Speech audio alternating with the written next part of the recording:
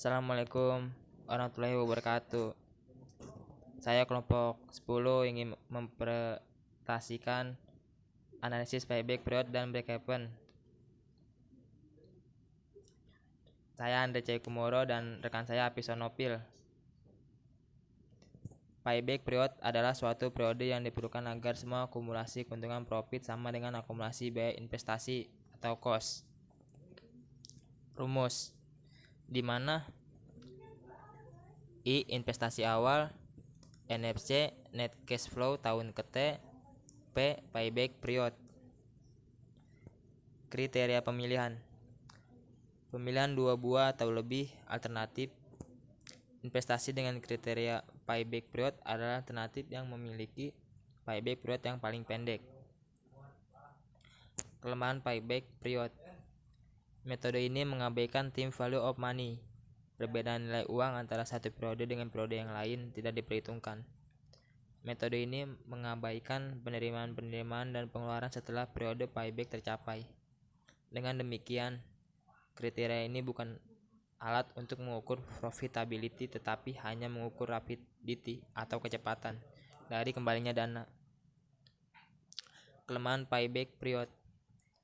Hasil perhitungan payback period hanyalah berupa suatu nilai yang mendekati, bukan suatu nilai eksak tepat, sehingga konsekuensi alternatif yang dipilih mungkin bukan alternatif yang paling tepat secara perhitungan ekonomi.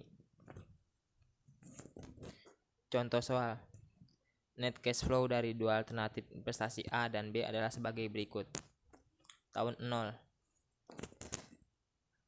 A min $1.000, B $2.783. Tahun ke-1 A nambah menjadi $200 dan B plus 1.200. Tahun kedua $200 dan B $1.200. Tahun ketiga menambah menjadi $1.200 dan B menambah juga $1.200.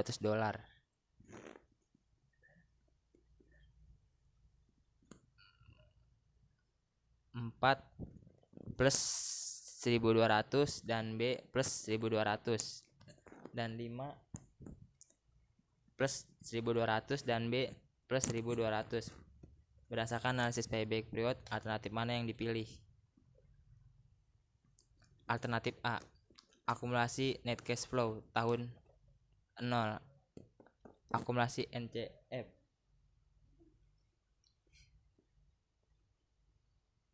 Min 1.000 tahun pertama atau tahun ke-1 min 800 buka kurung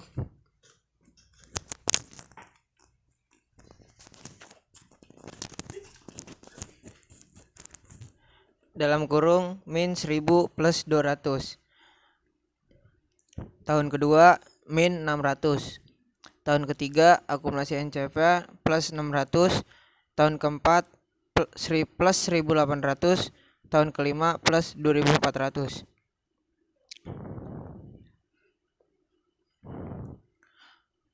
Pada tahun ketiga, akumulasi NCF telah positif, yaitu plus 600. Artinya investasi pada tahun ke-0 telah tertutupi oleh keuntungan. Pada tahun kedua adalah $600 yang belum tertutupi. Payback period A sama dengan 2 tahun plus dalam kurung 600 dibagi 600 dikurangi min 600 dikali 1 tahun sama dengan 2 tahun plus 0,5 tahun sama dengan 2,5 tahun. Alternatif B, akumulasi net cash flow tahun ke-0, akumulasi NCF min 2.783. Tahun ke-1 akumulasi NCF min 1.583 dalam kurung min 2.783 ditambah 1.200. Tahun kedua akumulasi NCF-nya min 383. Tahun ketiga akumulasi NCF plus 817. Tahun keempat akumulasi NCF plus 2017. Tahun kelima akumulasi NCFA plus 3217. Payback period B sama dengan 2 tahun ditambah 383 dibagi 817 dikurangi min 383 dikali 1 tahun sama dengan 2,3 tahun. Payback period B lebih kecil daripada payback period A. Jadi yang dipilih itu adalah proyek B. Contoh 2. Suatu perusahaan mencoba untuk memutuskan antara kedua alternatif investasi di bawah ini. Alternatif A dan alternatif B. Investasi awal, alternatif A adalah $2.000. Alternatif B $3.000. Uniform annual benefit, alternatif A-nya $450, alternatif B $600. Umur investasi, alternatif A 6 tahun, alternatif B 6 tahun. Nilai sisa tahun ke-6, alternatif A $100, alternatif B $700. Alternatif mana yang dipilih dengan kriteria payback period? Net cash flow alternatif A. Jawaban soal 2. Tahun ke-0 NCFA min 2000, akumulasi NCFA min 2000. Tahun ke-1 NCFA 450, akumulasi NCFA min 1550. Tahun kedua NCF 450, akumulasi NCF min 1100. Tahun ke-3 NCFA 450, akumulasi NCFA min 650. Tahun ke-4 NCFA 450, akumulasi NCFA min 200. Tahun ke-5 NCFA 450, akumulasi NCFA plus 250. Tahun ke-6 NCFA 550, akumulasi NCFA plus 800. Payback period A sama dengan 4 tahun ditambah dalam kurung 200 dibagi 250 min 250 dikurangi min 200 dikali 1 tahun sama dengan 4,4 tahun. Net cash flow alternatif B. Tahun ke-0 NCFA min 3000, akumulasi NCFA min 3000.